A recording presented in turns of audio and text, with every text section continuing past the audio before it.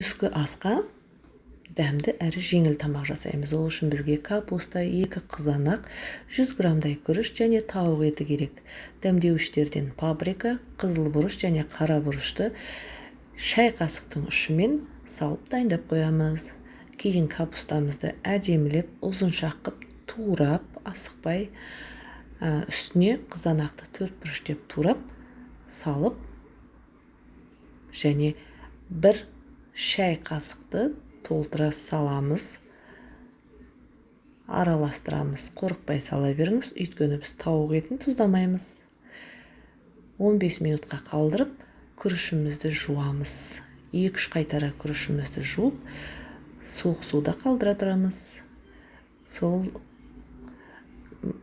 тауық етін әдемілеп, үлкен кусоктарға бөліп,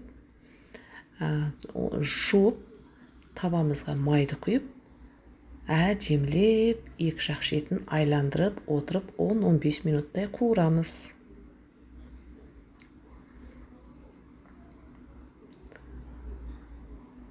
Тауық еті әбден 2 жақ шеті қызарып, дайын болдау деген кезде жаңағы қызанақпен араласқан капуста салмамызды үстіне әдемілеп салып шығамыз.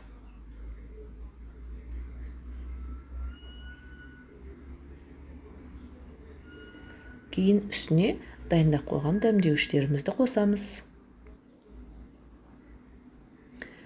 Тағы бір дәмдеуіш, ол тауық етіне арналған дәмдеуішті Галина Бланка кубигін қоссаңыз да болады.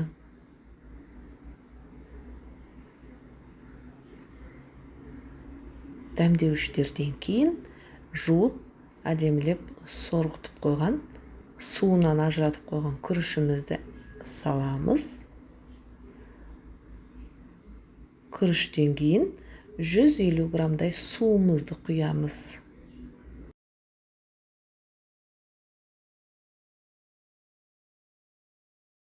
Кейін қақпағын жауып, 35-40 минут баяу отта пісіреміз. Өте дәмді шығады. Рецепт ұнаса, подписаться кнопкасын басып, кейінгі видеоларды жіберіп алмау үшін қоңыраушаны басып қойсаңыз болады. Комментарий жазып, лайк басыңыз. Астарыңыз дәмді болсын. Рахмет.